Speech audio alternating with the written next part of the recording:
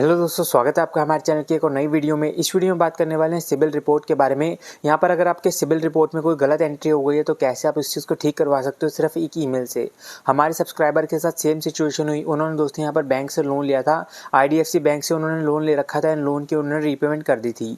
Repayment करने के बाद भी उनके सिबिल रिपोर्ट में यहाँ पर शो हो रहा था कि उन्होंने रीपेमेंट नहीं किया है एंड इस वजह से काफ़ी ज़्यादा प्रॉब्लम्स का उनको सामना करना पड़ रहा था। एंड दोस्तों इस वजह से यहाँ पर इन्होंने बैंक को एक ईमेल किया है। इनकी यहाँ पर प्रॉब्लम को रिजॉल्व कर दिया गया। इनकी जो इंक्वायरी है उसको यहाँ पर हटा दिया गया। इसी के बारे में यहाँ पर बात करने वाले हैं कैसे उस चीज़ को इन्होंने ठीक करवाया। यहाँ पर आपको ईमेल का फॉर्मेट भी बताने वाला हूँ कि दोस्तों जो इन्होंने ईमेल करके भेजा था, ताकि आपको भी पता लग जाए अगर आपके सिबिल रिपोर्ट में यहाँ पर दोस्तों कोई गलत एंट्री है तो कैसे आप उस चीज़ को ठीक करवा पाओगे। क्योंकि यहाँ पर एक मेजर इशू ये है, काफ़ी लोगों को प्रॉब्लम होती है। क्योंकि अगर आपने लोन की रीपेमेंट कर दी है, यहाँ पर दोस्तों अगर आपने लोन की रीपेमेंट कर दिया है फिर भी अगर वो शो कर रहा है कि आपने रीपेमेंट नहीं किया है, तो किसी भी क्रेडिट कार्ड के लिए आप अप्लाई करने जाओगे तो वहाँ पर आपको कोई भी बैंक क्रेडिट कार्ड नहीं देगा। इसके अलावा कोई भी अगर बैंक से आप दोबारा से लोन लेने जाओगे तो आपको वहाँ पर लोन भी नहीं मिलेगा। जबकि आपने यहाँ पर बैंक से लोन लेके उसकी रीपेमेंट कर दी थी, इससे तो आपका सिबिल स्कोर जो है उसको इम्प्रूव होना चाहिए, लेकिन यहाँ पर आपका सिबिल स्कोर भी गिर सकता है। इसके अलावा यहाँ पर अगर आप क्रेडिट कार्ड लेने जाते हो तो दोस्तों आपको क्रेडिट कार्ड यहाँ पर आसानी से मिलने की बजाय यहाँ पर और भी ज़्यादा मुश्किल हो जाती है कि अगर आप किसी क्रेडिट कार्ड को लेना चाहते हो तो वो आपको मिले। तो यहाँ पर इसी चीज़ का आपको सोल्यूशन प्रोवाइड करने वाला हूँ। इनके साथ ऐसा हुआ था। यहाँ पर सबसे पहले मैं आपको स्क्रीनशॉट दिखा देता हूँ। यहाँ पर आप देख सकते हो कि IDFC बैंक से इन्होंने यहाँ पर लोन ले रखा था। नीचे आप यहाँ पर देख सकते हो डिफ़ॉल्ट रिटर्न ऑफ। तो यहाँ पर इसका मतलब है कि इन्होंने लोन लेके उसकी रीपेमेंट नहीं की है एंड इस वजह से काफ़ी ज़्यादा ये प्रॉब्लम में आ गए थे। अब यहाँ पर क्या है कि अगर आपके सिबिल में यहाँ पर गलत इंक्वायरी भी आ जाती है, मान लो किसी क्रेडिट कार्ड के लिए आपने अप्लाई नहीं किया है, तो ईमेल के थ्रू आप ये चीज़ भी ट्राई कर सकते हो। यहाँ पर दोस्तों दोनों तरीके से वर्क करने वाला है। इनके केस में क्या था, इन्होंने लोन लिया था एंड उसके बाद यहाँ पर इन्होंने ईमेल किया एंड इनके यहाँ पर एंट्री को ठीक कर दिया गया। आप ये चीज़ ट्राई कर सकते हो। जो मैं आपको चीज़ बताता रहूँगा सेम यहाँ पर आप कॉपी पेस्ट करते रहना है। जो चीज़ मैं आपको बताऊँगा कि इसमें आपको चेंजेस करने हैं तो वो चेंजेस भी आप अपनी मर्जी से कर सकते हो। बैंक की यहाँ पर ईमेल आईडी जो होने वाली है आपके बैंक के हिसाब से होने वाली है। मान लो अगर आपका SBI में अकाउंट है तो SBI का आप ईमेल करोगे, ICICI में तो दोस्तों उनको आप ईमेल करोगे। इस तरीके से यहाँ पर बैंक की आईडी को आप ढूंढ लेना। एंड अगर आपको आईडी नहीं भी मिलती हो, ईमेल आईडी अगर आपको नहीं मिलती हो तो कमेंट सेक्शन में आप पूछ सकते हो। अगर दोस्तों आपको इस बारे में डाउट हो कि यहाँ पर वो आईडी जो है यहाँ पर रियल है या फिर फेक है, किसी गलत आईडी पे आप ईमेल कर बैठे हो, तो दोस्तों एक बार आप कमेंट सेक्शन में पूछ लेना कि आईडी है रियल है या फेक है। वहाँ पर मैं आपको बता भी दूंगा। एंड अगर आपको नहीं मिल रही हो तो वो भी मैं आपको बता दूंगा कि किस ईमेल आईडी पे आपको यहाँ पर ईमेल करके भेजना है। तो यहाँ पर चलते हैं ईमेल की तरफ। यहाँ पर मैं आपको दिखा देता हूँ कि क्या फॉर्मेट आपको भेजना है।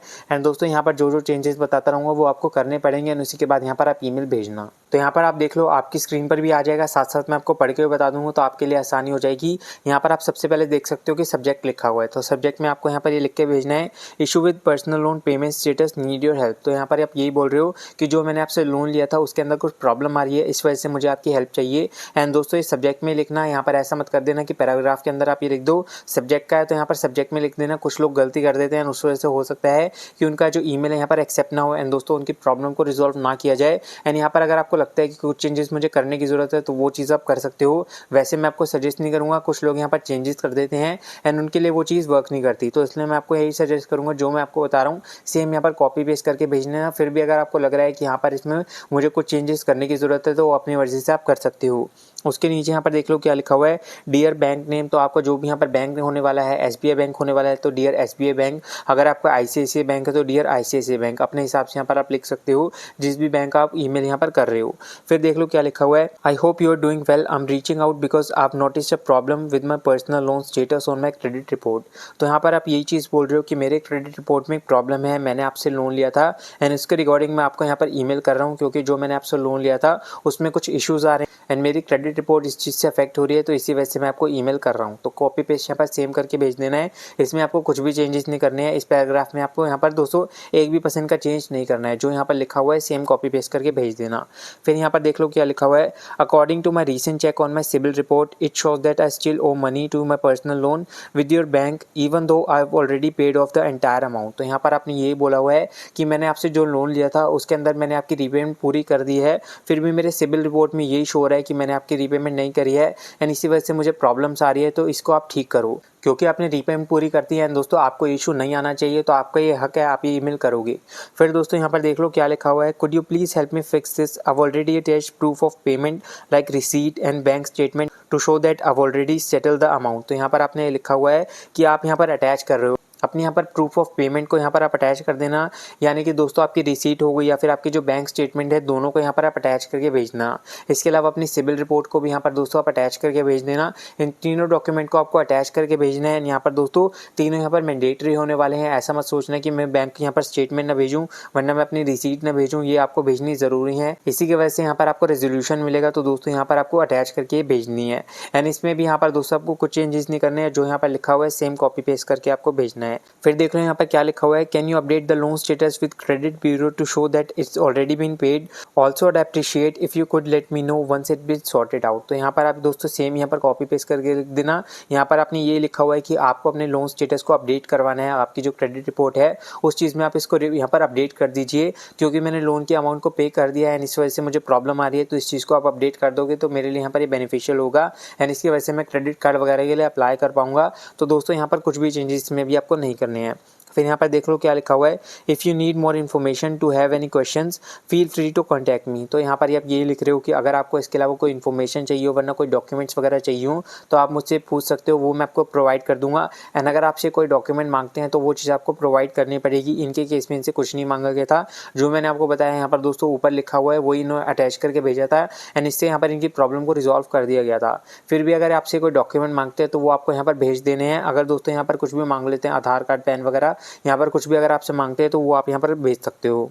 फिर यहाँ पर अपना नाम लिख देना, कॉन्टैक्ट यहाँ पर डाल देना, अपना नंबर यहाँ पर लिख देना एंड उसके बाद आपकी जो प्रॉब्लम है इसको 5 से 10 दिन के अंदर रिजॉल्व कर दिया जाएगा। इनके केस में ऐसा ही था, इन्होंने यहाँ पर ईमेल भेज दिया था, उसके बाद दोस्तों इनके 3 दिनों के अंदर इनकी प्रॉब्लम को रिजॉल्व कर दिया गया था। आपके केस में हो सकता है कि 10 दिन भी लग जाएँ, तो यहाँ पर पेशेंटली आपको इस चीज़ का वेट करना है। ऐसा नहीं है कि 3 दिन हो गए तो आपकी भी प्रॉब्लम जो है रिजॉल्व हो जाएगी। तो यहाँ पर हो सकता है कि 10 से 12 दिन भी लग जाएँ। तो दोस्तों सबसे पहली चीज़ आपको ये ध्यान रखनी है कि बार बार ईमेल नहीं करना है। एक बार आपने ईमेल कर दिया, इसके बाद यहाँ पर दोबारा ईमेल आप तब करोगे जब आपको यहाँ पर 10-12 दिन हो जाएंगे। फिर भी अगर आपको इस चीज़ का फॉलोअप नहीं मिलता है तब आप दोबारा से ईमेल करके पूछ सकते हो कि मैंने आपको ईमेल किया था एंड इस चीज़ का मुझे अभी तक रेजोल्यूशन नहीं मिला है। तो दोस्तों दोबारा से आप ईमेल कर सकते हो अगर आपकी ईमेल को यहाँ पर 10-12 दिन हो गए हो तो। वैसे तो यहाँ पर दोस्तों जल्दी हो जाता है, फिर भी टाइम लग जाए तो यहाँ पर बता देना, कमेंट सेक्शन में बताना कि आपकी जो प्रॉब्लम है वो रिजॉल्व हुई या फिर दोस्तों अभी तक आपकी जो प्रॉब्लम है रिजॉल्व नहीं हुई है। इस चीज़ को यहाँ पर ट्राई करके ज़रूर देखना। काफ़ी सारे लोगों के साथ प्रॉब्लम आती है, काफ़ी सारे लोग इस चीज़ को फेस करते हैं एंड वो यहाँ पर ट्राई करते रहते हैं, काफ़ी सारे मेथड वो ट्राई करते हैं, लेकिन दोस्तों उनके लिए कुछ भी वर्क नहीं करता है। इसलिए यहाँ पर मैंने आपको फॉर्मेट भी प्रोवाइड कर दिया है ताकि आपको यहाँ पर गूगल पे जाने की ज़रूरत ना पड़े, वहाँ पर आपको फॉर्मेट ढूंढने की ज़रूरत ना पड़े। काफ़ी लोगों को तो पता भी नहीं होता कि क्या लिख के मैं भेजूँ। तो यहाँ पर आप सेम कॉपी पेस्ट करके भेज देना जो मैंने आपको बताया है एंड आपकी प्रॉब्लम भी यहाँ पर दोस्तों रिजॉल्व हो जाएगी। होपफुली वो रिजॉल्व हो जाएगी। बाकी यहाँ पर मैंने आपको सब कुछ बता दिया है। फिर भी अगर आपको कोई क्वेश्चन हो, कोई भी अगर आपकी क्वेरी हो तो कमेंट सेक्शन में पूछ सकते हो, वहाँ पर मैं आपको आंसर कर दूंगा। अगर आपको क्रेडिट कार्ड की अप्रूवल चाहिए तो डिस्क्रिप्शन में आपको काफ़ी सारे लिंक्स मिल जाएंगे, उनके थ्रू अप्लाई करोगे तो आपका जो क्रेडिट कार्ड है ईजी एंड फास्ट अप्रूव हो जाएगा। तो अगर आपको एक क्रेडिट कार्ड चाहिए तो दोस्तों लिंक्स बिल्कुल यहाँ पर सेफ होने वाले हैं एंड आपका जो क्रेडिट कार्ड है यहाँ पर ईजी अप्रूव हो जाएगा। तो उन्हीं लिंक्स के थ्रू अप्लाई करना। बाकी आज की वीडियो में इतना ही। अगर आपको वीडियो इन्फॉर्मेशनल लगी हो तो इस वीडियो को आप लाइक कर देना, हमारे चैनल को सब्सक्राइब कर लेना। Thanks for watching.